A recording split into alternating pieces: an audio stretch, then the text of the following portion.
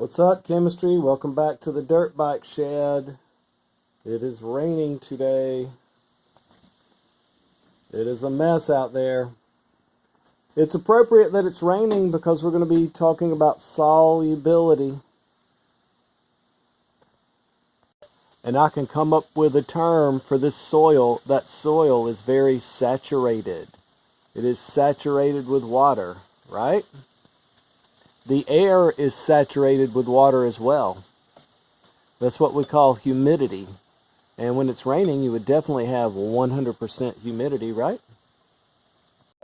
All right, we're going to talk about this solubility graph for these different solutes. These different solutes dissolving in 100 grams of water. On the y-axis, you have the number of grams that can be dissolved in 100 grams of water. And on the x-axis,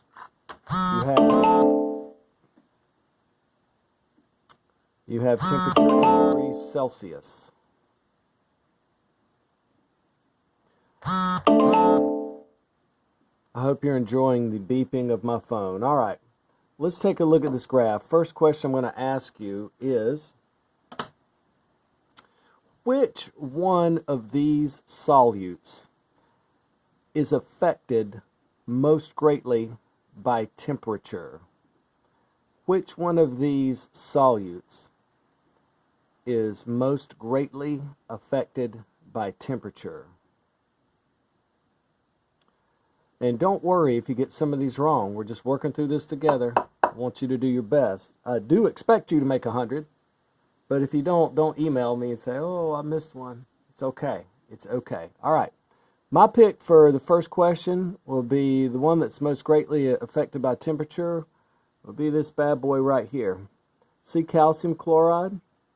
You can dissolve about 58 grams of calcium chloride at 0 degrees Celsius in water.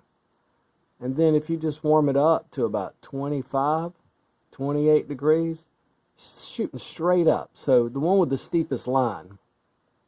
All right, let's try number 2 here. Number 2, I'm going to ask you, which one of these solutes is least affected by temperature? Which one of these solutes is least affected by temperature?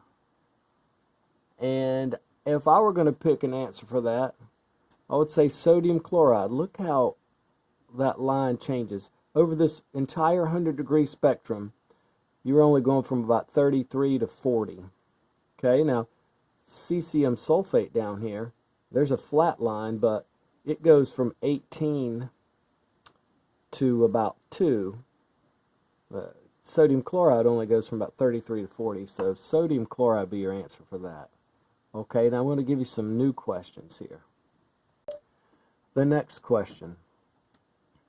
How many grams of potassium nitrate could be dissolved in 100 grams of water at 50 degrees Celsius? Okay?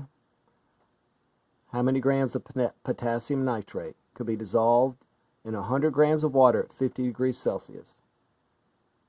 All right. That answer looks to be about 90. I would say 89, 88, 89, something like that. Here's 50 degrees Celsius, in case you're still catching on. Here's the line for potassium nitrate. That's the line of saturation. That's the solubility of it. At 50 degrees, you're up here at about 89. All right. Question number 2. This is probably question number 4 or 5 by now. All right. Potassium chloride. Potassium chloride's this blue line. At 60 degrees Celsius, if you had 60 grams of potassium chloride dissolved in 100 grams of water, what would be the term for that solution? All right. At 60 degrees Celsius, 60 grams of solute, you're up here. The line for potassium chloride is down here, so you would be super saturated. You're over the line.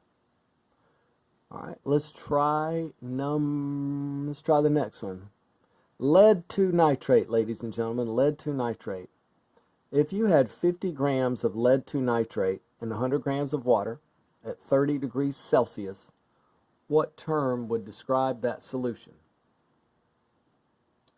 And that term is unsaturated, because you would be below the line. You would be down here. You'd be below the line. There's lead 2 nitrate. Be below the line. All right. The next question. One of these things is different than the other. One of these things is different than the other. Which one of these solutes is different than the other solute? You're right. Cesium sulfate. Cesium sulfate is different. Cesium sulfate is very unusual in the fact that it dissolves better in cold water than it does in hot water. And that's probably like nothing you've ever worked with. All right, I'm going to ask you one more from this graph, and then we're going to switch.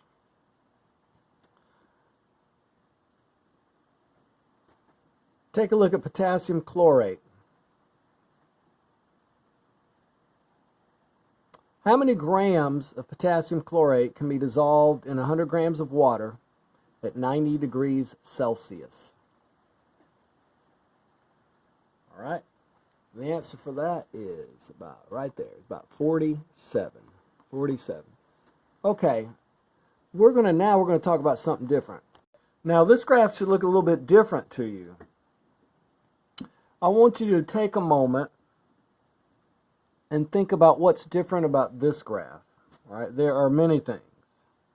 All right, if you look on the y-axis, it's talking about the solubility, and the solubility this time is given in moles per liter of water. Okay, and it actually means thousandths of a mole per liter of water. And on the bottom is temperature. Now, don't worry about the scale being different. Just take a look at the trends. What do you notice about the solutes here that's different from the solutes in the last graph? Well, you should notice that these are all gases. Okay? Now, another question for you. What does this show you about the solubility of gases in water? That's right. It shows you that gases dissolve better in water when it's colder. Right? As the water warms up, the gases come out. I'm going to show you another graph here.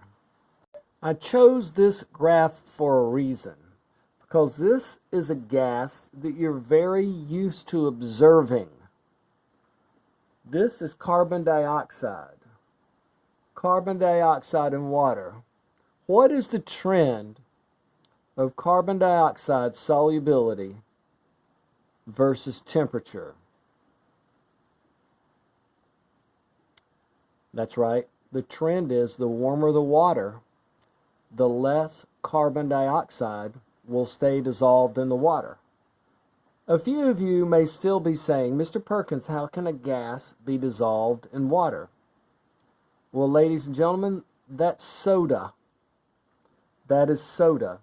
And something that you know about your soda is the warmer it gets, the more it fizzes and bubbles out, right? If you want to make your soda flat, you can warm it up. So there's a solubility graph for carbon dioxide in water. I'm going to ask you a question. How many grams